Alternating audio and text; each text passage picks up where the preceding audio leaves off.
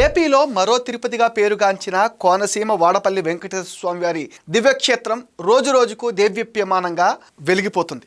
అందుకే తిరుమల తర్వాత ఈ వాడపల్లిని మరో తిరుపతిగా భక్తులు భావిస్తున్నారు. భక్తుల రాక సైతం ఒక్క ఏపీ తెలంగాణ నుంచే కాకుండా దేశ విదేశాల నుంచి సైతం ఇక్కడికి వస్తున్నారు. రాజమండ్రి ఎయిర్పోర్ట్లో దిగి కారులో వాడపల్లికి వచ్చి స్వామివారిని దర్శించుకుని వెళ్తూ ఉంటారు. చందన రూపంలో దర్శనమిచ్చే వాడపల్లి వెంకటేశ్వర స్వామిని దర్శించుకుంటే శుభం జరుగుతుందని, పెద్ద పెద్ద కంపెనీల్లో ఉద్యోగాలు వస్తాయని, పెళ్లి కాని వాళ్ళకి పెళ్ళిళ్ళు అవుతాయని భక్తులు నమ్ముతారు. అలాగే ఇక్కడ వెంకటేశ్వర స్వామిని నమ్మి 7 వారాల పాటు దర్శనం చేసుకుంటారు. మొక్కులు తీరిన వెంటనే స్వామివారికి కానుకలు చెల్లిస్తారు.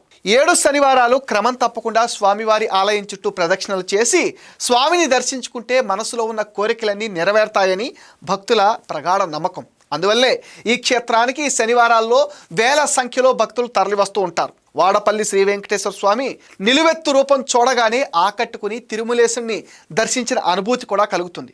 ఆత్రేయపురం మండలంలోని వాడపల్లి చుట్టుపక్కల దొరికే పూతరేకులంటే ఇష్టపడని వాళ్ళు ఉండరు. ఇక్కడ సినిమా షూటింగ్లు కూడా బాగా జరుగుతాయి. వాడపల్లి ఆలయ ప్రాముఖ్యత నేపథ్యంలో చుట్టుపక్కల ఉన్న గ్రామాల్లో టూరిస్టుల సందడి ఎక్కువగా ఉంది.